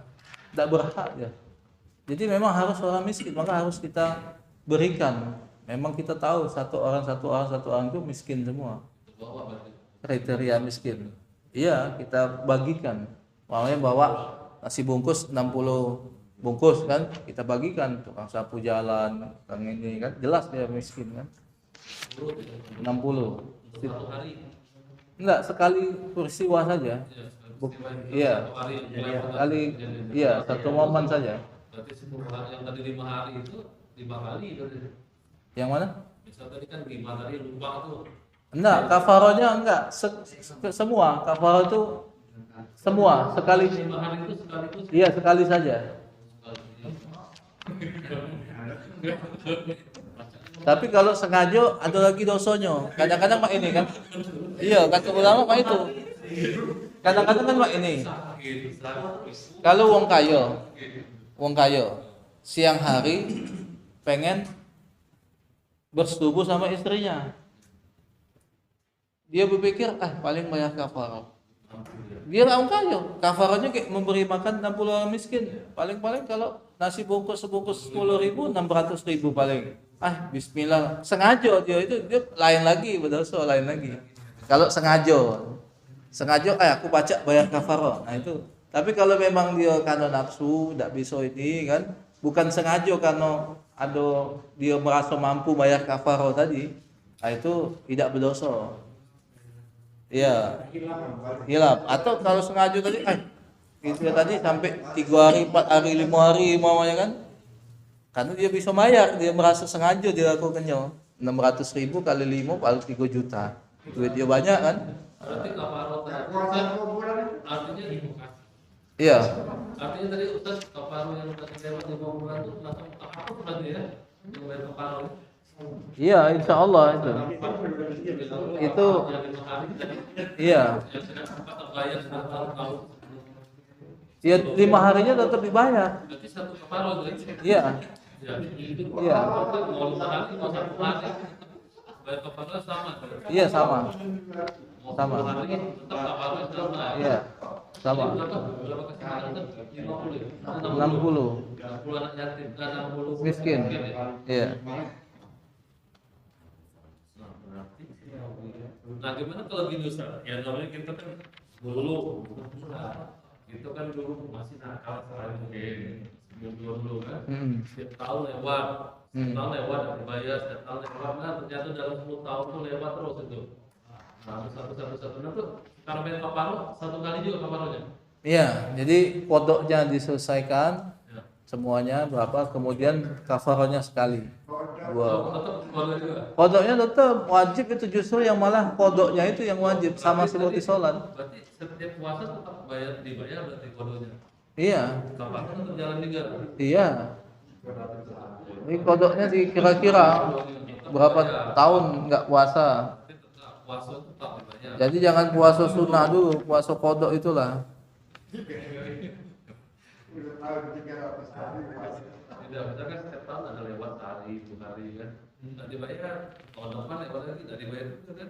Sekali aja kafarahnya, tapi kodoknya itu. Tetap bayar semua yang Iya, kodoknya itu yang lebih diutamakan. Artinya puasa itu tetap di kodok ya. Tetap Iya, kan, makanya. apa kafaroh tadi ya, kalau lewat 1 tahun itu ya. Iya. Jadi apa namanya? Kewajiban yang terlewat dengan lewatnya waktu itu tidak menggugurkan kewajiban itu. Seperti kita wajib untuk sholat, wajib untuk puasa. Nah, ya makanya dengan ilmu tadi artinya kita kalau pengen puasa sunnah lebih baik kita puasa qada. Kenapa? Karena derajatnya qada dengan derajat wajib dengan sunnah itu jauh berbeda. Jadi kita lebih baik niatnya qada ketimbang kita puasa sunnah. Kita melakukan sunnah meninggalkan yang wajib. Sementara yang sudah terlewat itu tidak gugur kewajibannya. Sebenarnya sholat juga. Bagaimana puasa?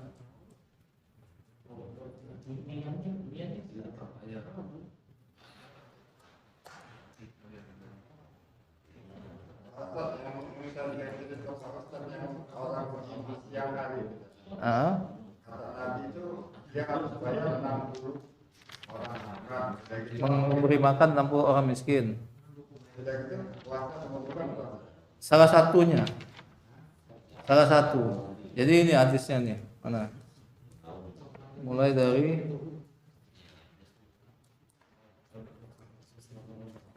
hadisnya anna rajulan ja'a ila Rasulillah sallallahu alaihi wasallam. Ada seseorang laki-laki dia telah datang kepada Rasulullah sallallahu alaihi wasallam. Faqala, maka dia mengatakan halaktu, hancur aku ya Rasulullah. Maka Rasulullah mengatakan wa ma halakaka? Ngapo? Apa yang menyebabkan kau hancur? Faqala, maka dia mengatakan waqa'tu ala imraati, aku jatuh atas istriku fi Ramadan. Maksudnya itu berhubungan suami istri di dalam bulan Ramadan. Maksudnya tentu saja siang hari. Kalau malam ya ayat Qur'annya jelas itu kan boleh. Faqala, maka Nabi mengatakan hal tajidu ma ta'tiku raqabah. Lupa. Yang pertamanya memerdekakan budak dulu. Yang pertamanya ta'tiku raqabah, memerdekakan budak. Kau sanggup tak merdekakan budak? Maka dia mengatakan qala la, aku tak sanggup ya Rasulullah merdekakan budak. Mahal kan budak zaman dulu tuh. Faqala, maka Nabi mengatakan hal tastati'u an tasuma syahraini mutatabi'ain. Sanggup tak kau puasa 2 bulan berturut-turut? Itulah yang dipelesetkan oleh ya Jainuddin MZ itu. Kalau jawaban di hadis ini la, tidak baik kan. Tapi kalau Jainuddin MZ ngomong ke jangankan sebulan 2 bulan ya Rasulullah, sehari biar aku kebablasan kan, apalagi nak 2 bulan.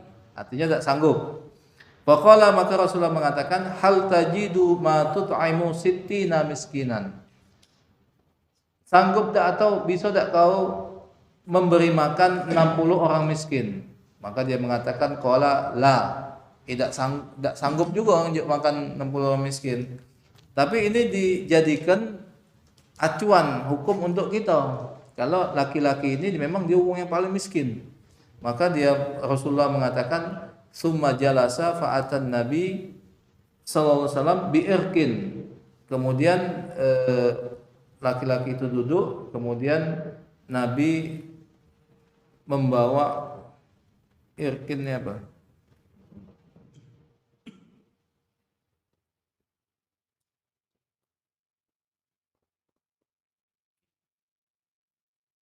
Ya, ini sejenis wadah ember. Biirkin fihi tamrun, yang di dalamnya ada kurma. Kemudian Nabi mengatakan tasaddaq bihada. Nabi mengatakan, kan dia tadi 60 orang miskin tak sanggup. Tinjuk Nabi kurma 2 ember. Ini sarahnya 2 ember gitu kan. Maka Nabi mengatakan sedekahkan dengan kurma ini. Maka dia mengatakan ala afqara minna fa wallahi ma bainala baitiha ahlul baitin ahwaju ilaihi minna. Jadi dengan fakir miskin ya Rasulullah, sesungguhnya aku tidak menemukan demi Allah antara kami, lebih kurang maksudnya di kampung aku, dia antara penduduknya itu yang lebih susah, lebih miskin daripada kami. Kata laki-laki tadi, kami yang paling miskin. Maka akhirnya fadohika Rasulullah sallallahu alaihi wasallam, maka Rasulullah tertawa, tersenyum, hatta badat anyabuhu, sehingga tampak daripada gigi. Anyab ini gigi apa nih? Jadi Rasulullah itu tersenyum. Ibaratnya budak ini sudah melakukan kesalahan, tetapi malah dapat kurma akhirnya. Disuruh sedekah ke, kemudian Nabi mengatakan qala idhab fa'atimhu ahlaka. Ya sudah, kalau itu pergilah, juklah makan dengan kurma ini keluarga-keluarga kau. Maka Rasulullah tersenyum tadi kan. Dia melakukan kesalahan, akhirnya malah dapat kurma. Luar biasa budak ini. Hukum itu berlaku sampai sekarang. Iya, sampai sekarang. Orang miskin Pak. Hah? Orang miskin kayaknya hukum. Maksudnya? Dia kan tak mampu lagi. Dia merdekakan orang, dia sudah tak mampu. Banyak kan? Tapi ini maksudnya tuh hanya khusus kepada laki-laki ini. Kalau hukum kita tetap kita ya ini, kalau seandainya kafarah tadi memberi makan 60 orang miskin, terus kalau miskin, kalau tidak miskin, kalau wong kompleks ini kurasa sanggup Ya tidak komplek ini, yang lain pun sanggup 600.000 sanggup masih. Iya. Uang zaman Nabi dulu Pak. Miskin itu memang miskin-miskinian. Makanya tidak bisa kita ada memang zaman dulu itu menyiapkan hidangan untuk kematian itu. Niyaha menyiapkan hidangan untuk kematian itu zaman Nabi dilarang memang. Dilarang, harusnya tetangga-tetangga yang mati. Tapi di zaman kita tidak. Kenapa? Uang zaman dulu miskin, bajunya cuma 2. Kemudian makan, memang sehari makan, sehari tidak. Kalau kita ini miskin-miskinnya masih punya motor, masih punya TV, masih punya apa lagi, bajunya selemari, masih banyak. Masih punya HP, semiskin-miskinnya. Beda kategori miskin dulu dengan miskin sekarang. Masih rumahnya tembok. Zaman dulu kalau kita bapak pergi ke negara yang miskin, mungkin di Afrika, di Ethiopia, rumahnya mana ada tembok. Sedikit memang gubuk kainnya itu kayu, dijuk kain kemah itu. Nah itulah yang dikatakan berlaku miskin. Tapi kalau kita ya belum masuk miskin, masih harus mengeluarkan sesuai dengan kafaroh ini tadi. Ya masih dapat bantuan pemerintah setiap bulan bantuan yang itu 1.200.000. Beda miskinnya sekarang. Jadi kalau memang zaman dulu memang tidak boleh niat memberikan hidangan karena memberatkan si tuan rumah. Tapi kalau zaman sekarang bapaknya meninggal, anaknya 5, 4 ikut tukang becak galau-galau. Yang ikut tadi PNS. Bapaknya dewek punya harta waris. Ya apa salahnya kalau dia mengadakan hidangan menjamu orang yang mendoakan bapaknya. Dia di rumah diadakan tahlilan 3 hari, 7 hari, kemudian buat makanan. Kenapa? Karena dia menjamu tamu orang yang datang mendoakan bapaknya. Boleh baik. Ya kalau yang tidak ada mampunya ya makanan tadi jangan pula yang mewah-mewah.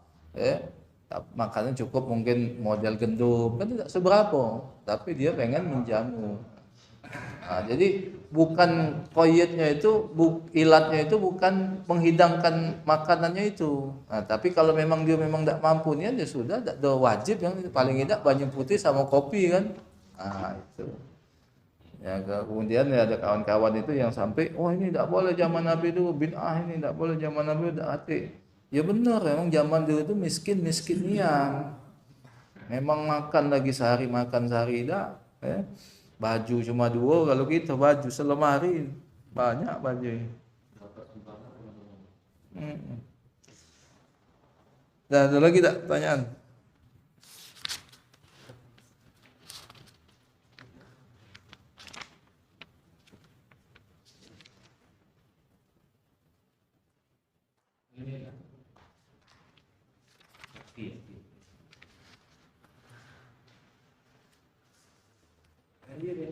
Masih ada mungkin sebelum puasa orang yang sudah nikah dengan bujangan apanya? Ya puasanya ya orang yang sudah nikah itu diibaratkan itu sudah mengamalkan seluruhnya agama. Jadi kalau puasanya beda secara ini. Jadi sesoleh-solehnya bujangan jomblo yang belum nikah, sesoleh-solehnya dia itu masih separuhnya yang sudah nikah tadi. Kalau yang sudah duduk, kalau yang sudah duduk mau nikah lagi ya boleh. Justru sudah duduk nyarinya jando kan kesian, jando tidak bisa begawe, dia ada anak, maka duduk tadi yang menyelamatkan. Tapi jando yang iya nilainya sama. Kan Dudo kan balik lagi jomblo. Dia mengamalkan agama balik separuh lagi. Balik separuh lagi. Separuh dari Pak Endro.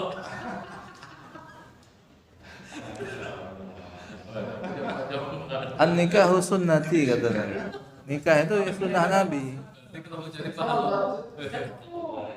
Bahkan kalau yang bisa beristri lebih dari satu tapi akor, lebih lagi fadilahnya daripada yang istrinya cuma satu. Ya bukan hanya hawa nafsu saja, karena dia harta dia tadi bisa sangat bermanfaat. Yang pertama, kedua dia bisa menurunkan keturunan yang banyak.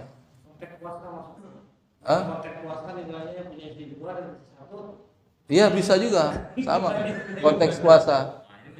Iya. Ini konteksnya tadi kan. Hah? Lebih besar yang istrinya juga kan? Iya, bisa jadi. Iya.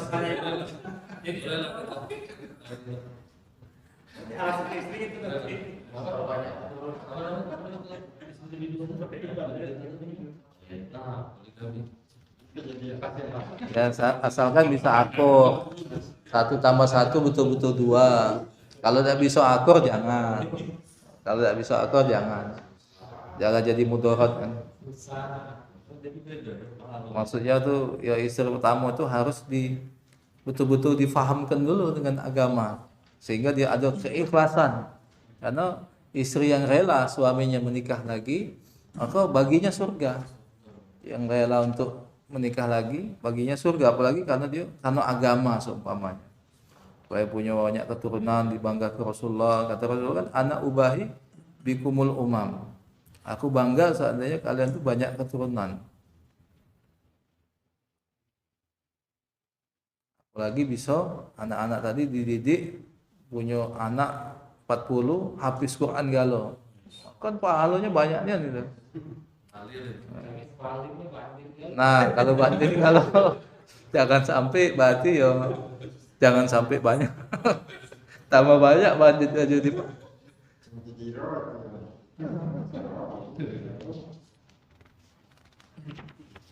Dah, cukup. Ada lagi, Pak? Hah?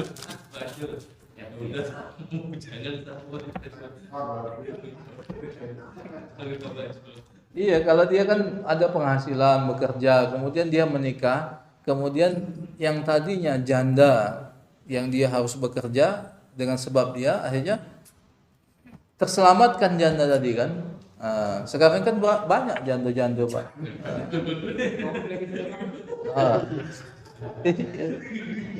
Terus yang mendidik dia, kalau perempuan kan dia mencari ilmu agama mungkin agak susah, duduk dalam majelis ini kan susah. Tapi kalau laki-laki kan duduk kemudian pulang ke rumah menyampaikan ilmu agama, apa tak lebih besar pahalanya tadi kan?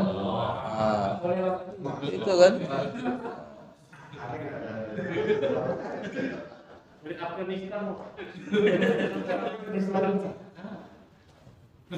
Cukup Subhanallah bihamdi, subhanakallahumma bihamdika, asyhadu an la ilaha illa anta, astaghfiruka wa atubu ilaik. Billahi taufiq wal hidayah. Assalamualaikum warahmatullahi wabarakatuh.